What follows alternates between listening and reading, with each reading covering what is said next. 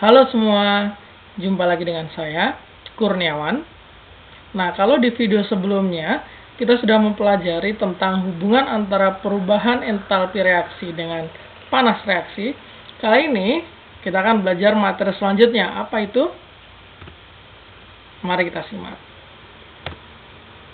Nah, kita mulai dengan pertanyaan, how do you measure delta HR of a certain reaction?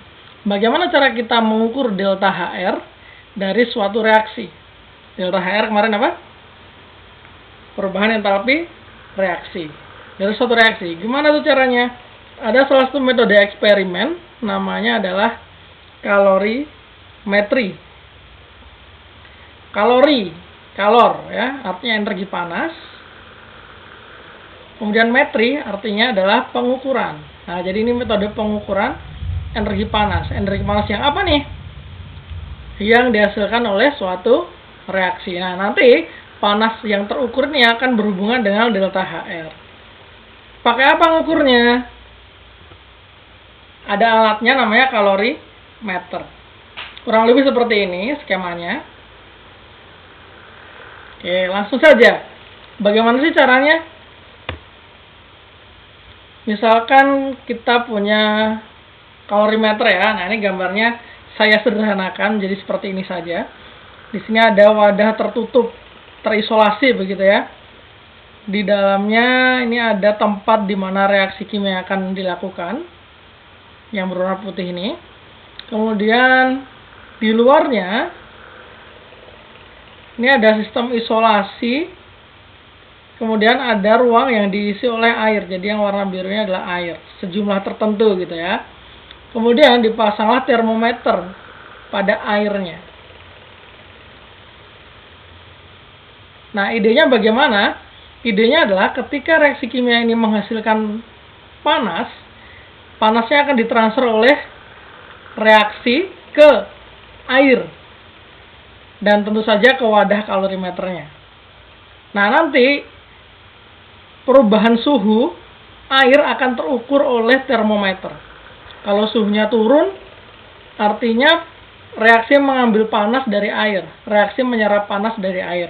Sedangkan kalau suhunya menaik, maka reaksi memberikan panas atau melepas panas kepada air dan wadah kalorimeternya. Nah, bagaimana kalau kita susun secara matematis? Nah, jenis seperti ini. Oke, suhu naik kalau reaksi kimia mengeluarkan panas. Makanya di sini ada tanda minus nih. Delta HR itu adalah perubahan entalpi reaksi yang terjadi di dalam kalorimeter ya. N ini adalah mol. Jadi delta HR ini dinyatakan dalam kilojoule per mol begitu ya, kilojoule per mol. Dan Q ini apa? Q ini adalah kalor yang terlibat dalam reaksi yang nantinya akan dilepaskan ke air dan kalorimeter atau yang akan diambil dari air dan kalorimeter oleh reaksi kimia. Nah, kalau kita jabarkan lagi, Q ini ada dua nih. Seperti yang saya sebutkan tadi ya. Ada Q yang memanaskan atau mendinginkan, atau kita pakai bahasa yang umum aja ya, yang terlibat pada air. Dan ada Q yang terlibat pada wadah kalorimeternya. Ini kalau lebih kita detailkan lagi akan jadi seperti ini. Q air itu adalah massa air. MC, M ini massa air. Kemudian C ini kalor jenis air. Nah, TF dan T0 ini adalah masing-masing suhu akhir dan suhu awal. Sedangkan C besar adalah kapasitas panas kalorimeter. Nah, seperti ini. Perubahan suhu yang dialami oleh air dan kalorimeter tentunya sama karena mereka berkontak secara langsung gitu ya. Nah, jadilah seperti ini. Rumus dasarnya adalah ini ya. Nah, bagaimana cara menggunakannya ketika kita berurusan dengan soalnya? Kita ambil sebuah contoh. Nah, ini reaksinya ya. N2O4 menjadi 2NO2. Kita ambil sebagai contoh. Kita baca dulu soalnya. Reaksi kimia N2O4 menjadi 2NO2 ingin diketahui perubahan entalpi reaksinya. Nah, berarti ingin diketahui perubahan entalpi reaksinya atau simbolnya adalah delta H R dengan metode kalorimetri. Sebanyak 0,005 mol gas N2O4, kita garis dulu ya sebagai data ya, direaksikan di dalam kalorimeter yang memiliki kapasitas panas, berarti ini C besar,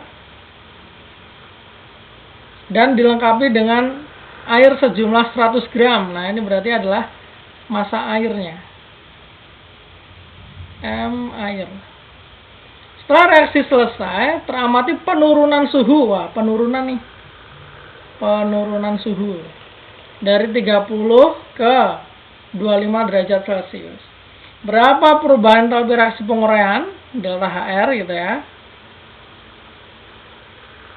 Dari N2O4 diketahui kalor jenis air nih C kecil atau C air begitu ya, 4,2 Joule per gram per derajat Celcius. Nah, gimana caranya? Sama seperti tadi ya. Rumus tadi kita tulis dulu saja. Mol dikali minus delta HR kan sama dengan Q. Q-nya sendiri dibagi menjadi Q air dan Q kalorimeter. Q air langsung saja kita tulis. Dan ini kita tulisnya delta T begitu saja ya.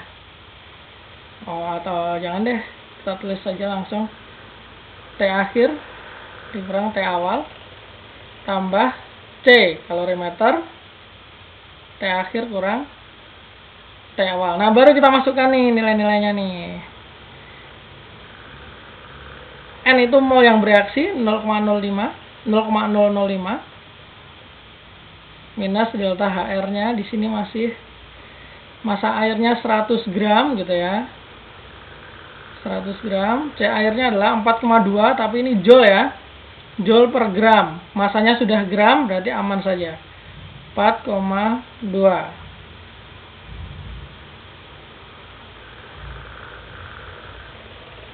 Oke, habis itu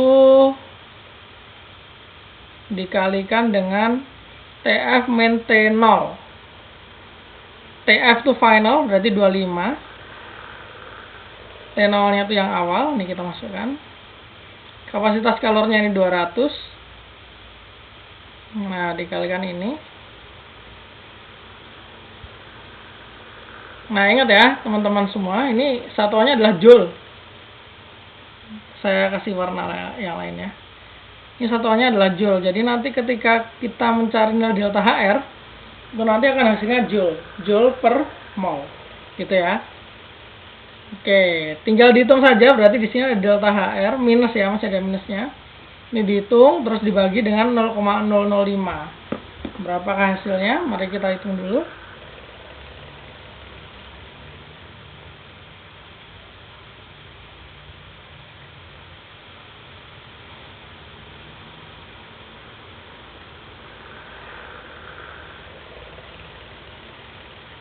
Oke, sudah ketemu ya. Hasilnya adalah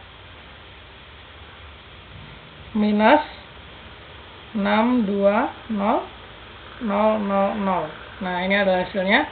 Sehingga kalau minusnya dengan minusnya hilang, maka akan menjadi delta HR sama dengan 620,000 Joule per mol. Kalau mau dijadikan kilojoule juga boleh. Jadinya 620 kilojoule per mol.